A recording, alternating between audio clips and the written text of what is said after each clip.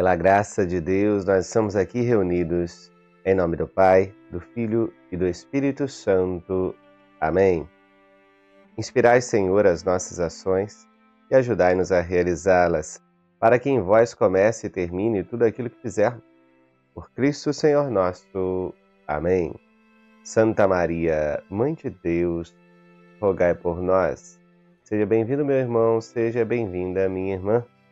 Hoje, quinta-feira, dia 29 de maio de 2025, estamos na sexta semana do tempo da Páscoa. Eu te convido a refletir comigo a palavra de Deus na liturgia de hoje. Antes, nós vamos fazer juntos a oração coleta. Hoje é memória de São Paulo VI, um grande Papa, que tem documentos importantes como a Humanae Vitae, que vale muito a pena que leiamos, um Papa recente. A gente celebra a sua memória, a gente pede a sua intercessão com esta oração coleta. Ó Deus, que confiastes o governo da vossa Igreja ao Papa São Paulo VI, ardoroso apóstolo do Evangelho do vosso Filho, nós vos pedimos que, iluminados por seus ensinamentos, possamos colaborar convosco na propagação da civilização do amor. Por nosso Senhor Jesus Cristo, vosso Filho, que é Deus e convosco vive e reina, na unidade do Espírito Santo, por todos os séculos dos séculos. Amém. E a primeira leitura de hoje é retirada do livro dos Atos dos Apóstolos, capítulo 18, versículos 1 ao 8. Naqueles dias, Paulo deixou Atenas e foi para Corinto. Aí encontrou um judeu chamado Áquila, natural do Ponto, que acabava de chegar da Itália, e sua esposa Priscila, pois o imperador Cláudio tinha decretado que todos os judeus saíssem de Roma. Paulo entrou em contato com eles e, como tinham a mesma profissão, eram fabricantes de tendas, Paulo passou a morar com eles e trabalhavam juntos. Todos os sábados, Paulo discutia na sinagoga, procurando convencer judeus e gregos. Quando Silas e Timóteo chegaram da Macedônia, Paulo dedicou-se inteiramente à palavra, testemunhando diante dos judeus que Jesus era o Messias.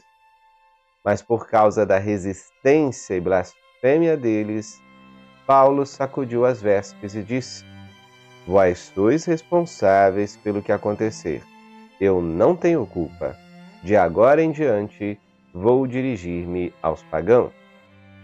Então, saindo dali, Paulo foi para a casa de um pagão, um certo Tício Justo, adorador do Deus único, que morava ao lado da sinagoga. Crispo, o chefe da sinagoga, acreditou no Senhor com toda a sua família, e muitos coríntios que escutavam Paulo acreditavam e recebiam o batismo. Palavra do Senhor, graças a Deus. Olha, meus amados, que bonito, né? Sempre que olhamos para São Paulo, nós temos uma aula de evangelização. Vamos analisar alguns pontos dessa leitura de Atos dos Apóstolos. Paulo estava em Corinto, uma cidade grega dominada pelos maus hábitos, pelas paixões desordenadas, e ali ele anunciava com coragem. Ele encontra um casal amigo que já tinha sido expulso de Roma e estava ali. Um casal judeu. Você vê que naquele tempo já havia uma perseguição aos judeus, aos que proclamavam sua fé no Deus único. Claro, esse Deus único, agora reconhecido em nosso Senhor Jesus Cristo, segunda pessoa da Santíssima Trindade, agora anunciado por São Paulo. Junto com esses amigos, Paulo trabalhava, pois era fabricante de tendas, e anunciava na sinagoga. É interessante que São Paulo se colocava no contexto das pessoas, ele trabalhava, ele estava junto, ele se esforçava, ele não queria ser pesado para ninguém. Ele olhava para a realidade de cada um, estava no meio do povo, vivendo as dificuldades de cada dia com cada um deles, entendendo a sua cultura, a sua realidade e anunciando com tudo isso. Mas a gente vê que, sim, naquele lugar, muitos dos judeus ali não aceitaram o Evangelho, estavam com o coração duro. Paulo sacode a poeira, levanta e vai anunciar aos pagãos. Nós vemos sempre que, quando Deus permite a dureza de coração de alguém, sempre há um outro coração disponível para receber a palavra. Aqui, Paulo sai anunciando para muitos outros e muitos se convertem. A palavra é clara. Nós precisamos entender que, às vezes, a gente perde um pouco de tempo quando a gente fica insistindo em tentar falar, em tentar dialogar com alguém que está com o coração muito duro, oferecendo resistência. Não é que a gente vai desistir dessa pessoa, continuaremos rezando, mas quando o diálogo é impossível, quando o coração é resistente, é melhor buscar novos horizontes na evangelização. Fala para outra pessoa. Anuncia o evangelho aos outros. Sempre há corações que estão sedentos da palavra e não tem ninguém que explique, e não tem ninguém que fale, proclame. Tem sempre um coração aberto. Então, às vezes, a gente perde tempo com aquele coração que está fechado naquele momento. Talvez não seja a hora ainda daquela conversão. Talvez seja o momento de continuar rezando mais um pouco, regando com a água viva da oração aquela sementinha que você já plantou. Paulo era muito inteligente e sabia fazer isso como ninguém. Tanto que a evangelização, impulsionada por este espírito missionário de São Paulo, atingiu muitos lugares. Atingiu os confins da terra. E a gente vai refletir também sobre isso aqui no Salmo de hoje. É um salmo maravilhoso, Salmo 97, em algumas traduções, 98. E o refrão diz assim: O Senhor fez conhecer seu poder salvador perante as nações. Cantai ao Senhor Deus um canto novo, porque Ele fez prodígios. Sua mão e o seu braço forte e santo alcançaram-lhe a vitória. O Senhor fez conhecer a salvação e as nações sua justiça. Recordou o seu amor sempre fiel pela casa de Israel. Os confins do universo contemplaram a salvação do nosso Deus. Aclamai o Senhor Deus, ó terra inteira. Alegrai-vos e exultai. Um salmo belíssimo, ele mostra, sim, que Deus se recorda da aliança, do seu amor sempre fiel pela casa de Israel. Sim, é em Israel que acontece a vitória da ressurreição. Este lugar nunca será esquecido e a própria palavra fala da conversão dos judeus. Nós rezamos por essa conversão até hoje. Mas esta salvação, esta vitória que acontece num lugar geograficamente, a casa de Israel, sim, mas essa salvação se estende para os confins do universo que contemplaram a salvação do nosso Deus. Sim, a salvação é para todos, todos, todos. E o Evangelho é anunciado para toda criatura. Louvado seja Deus, que estende o seu amor por toda a terra. Todas as criaturas agora são chamadas a tomar posse dessa salvação e a louvar e a glorificar o nosso Deus neste lindo salmo. Louvai ao Senhor Deus. Ele é bom, Ele é misericordioso, Ele é justo, Ele é todo amor. Ele se abre para atingir os nossos corações. Ele se derrama em graças, basta que queiramos estar com o coração aberto para recebê-las. E a graça maior é a salvação eterna. Os confins do universo contemplaram a salvação do nosso Deus. Será que você tem contemplado a salvação? Você crê que pelo poder do sangue precioso de nosso Senhor Jesus Cristo, a sua vida é purificada, é transformada e agora você deve tomar posse de uma maneira nova de viver para alcançar o céu? Vamos chegar agora ao ápice da liturgia de hoje. É o Evangelho de nosso Senhor Jesus Cristo, segundo João, capítulo 16, versículos do 16 ao 20. Naquele tempo, disse Jesus aos seus discípulos: pouco tempo ainda, e já não me vereis. E outra vez, pouco tempo, e me vereis de novo. Alguns dos seus discípulos disseram então entre si: o que significa o que ele nos está dizendo? Pouco tempo e não me vereis, e outra vez, pouco tempo e me vereis de novo, e eu vou para junto do Pai?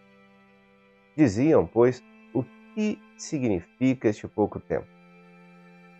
Não entendemos o que ele quer dizer. Jesus compreendeu que eles queriam interrogá-lo, então disse-lhes: estais discutindo entre vós porque eu disse: pouco tempo e já não me vereis, e outra vez pouco tempo e me vereis? Em verdade vos digo, vós chorareis e vos lamentareis, mas o mundo se alegrará. Vós ficareis tristes, mas a vossa tristeza se transformará em alegria. Palavra da salvação. Glória a vós, Senhor. É claro que nesse discurso de despedida, Jesus estava preparando os corações daqueles discípulos para a sua trágica partida. Claro, a crucificação, morte dolorosa, lenta, violenta, humilhante. O coração daqueles homens ficaria despedaçado, corroído pela tristeza ao ver cena tão horrorosa, tanta crueldade. E aquele que eles consideravam como o Senhor e Mestre ser destroçado pelo ódio da humanidade. Sim, uma cena que aparentemente é uma grande derrota. É claro que Jesus estava falando disso. Eles ficariam tristes, mas depois se alegrariam com a ressurreição. Nós, hoje em dia, olhamos para isso, parece para nós muito claro. Mas imagine para aqueles que ainda não tinham tido o contato com o mistério da ressurreição. Era tudo ainda muito nebuloso. Eles estavam ali imersos no mistério, um mistério que a gente hoje olha ao longe, olhando na palavra, a gente lê como um conjunto, tendo toda a explicação dos padres da igreja, do magistério, desde lá do Antigo Testamento até o Apocalipse. A gente tem exegetas, a gente tem teólogos, filósofos, muitos católicos, a gente tem todo o magistério para nos ajudar a entender. Lá não havia nada disso. Ou, pelo menos, havia em germen a igreja nascendo ainda ali, Jesus formando os seus. Claro, eles estavam diante de Deus, diante do autor e dono da vida. Vários mistérios se revelando diante deles, mas ainda a inteligência não alcançava. Por isso, eles iriam se entristecer, para logo depois se alegrarem com o mistério da redenção, com o mistério da salvação, com a ressurreição de nosso Senhor Jesus Cristo, com as portas do céu abertas. O coração daqueles homens se tornaria corajoso e anunciaria a toda criatura, depois de Pentecostes, que renovou a sua fé. Sim, por pouco tempo vocês ficarão tristes, mas depois serão alegres. Se a noite parece aprofundada, a escuridão parece tomar conta, logo logo vem a aurora e voltamos a enxergar. Na nossa vida também é assim, né? Nós, todos cristãos, vamos passar por noites traiçoeiras, vamos carregar a nossa cruz, podemos sim passar por momentos de angústia, de tristeza, de tribulação. Ser cristão não significa que vamos ignorar toda a dor e não sentir mais nenhum tipo de angústia, de sofrimento. Não, nós sofremos. Nós percebemos o peso da cruz, a gente não finge que não está doendo. Mas nós sabemos que estamos a caminho, andando, avançando, muitas vezes se aprofundando na escuridão de uma noite que parece não ter fim. Eu não sei o tamanho da sua angústia, o tamanho da sua espera, o tamanho da sua dor física, mental, espiritual. Mas eu sei que enquanto tiver fé, a perseverança, você está caminhando com Cristo e te conduz à aurora resplandecente da sua luz maravilhosa, o dia da salvação, o dia maravilhoso que você vai adentrar na glória. E claro, antes mesmo da nossa partida rumo ao céu, aqui Deus também permite as consolações. Ele mesmo prometeu muitos dons, muitos bens, uma alegria, com tribulações, ainda aqui nessa terra. E ainda mais, a alegria completa no céu. Perceba que pela fé nós já começamos a entrever alguns raios de luz, algumas coisas bonitas e belas que mostram que o sobrenatural é real, algumas coisas que nos fazem crer que Jesus está presente. O amor de Deus vai nos revelando pouco a pouco conforme nós vamos nos desapegando de algumas tristezas desnecessárias, nos desapegando de um remoer melancólico de problemas. E a gente entrega esses problemas à luz de Deus. Iluminadas pela luz de Jesus, todas as nossas dores, problemas, as nossas tristezas vão pouco a pouco se transformando em alegria. A alegria será plena no céu. Que nosso Senhor Jesus Cristo perdoe os nossos pecados e nos conduza à vida eterna. Louvado seja nosso Senhor Jesus Cristo, para sempre seja louvado. Estivemos e permaneceremos reunidos em nome deste Deus, que é Pai, Filho, Espírito Santo. Amém. Fiquem com Deus e até a próxima. Espera aí, não vai embora. Na descrição desse vídeo tem um convite para você, um link especial para que você participe da nossa jornada bíblica. Se você gostou dessa reflexão da palavra, vem para a nossa jornada bíblica. Vamos aprender com a palavra de Deus. Tem uma comunidade de pessoas que está estudando conosco. Descubra como entrar na nossa jornada bíblica. Você pode escanear esse QR Code, você pode clicar no link da descrição e participar conosco nessa jornada que vai mudar a sua vida. É um convite especial para você. E você que está acompanhando a liturgia dentro da jornada bíblica, aproveite todos os espaços, vá na comunidade, deixe o seu comentário abaixo desse vídeo e vamos cada vez mais movimentar este lugar de pessoas que querem amar mais a Deus. Um abraço para todos vocês. A gente se vê cada vez mais na jornada bíblica.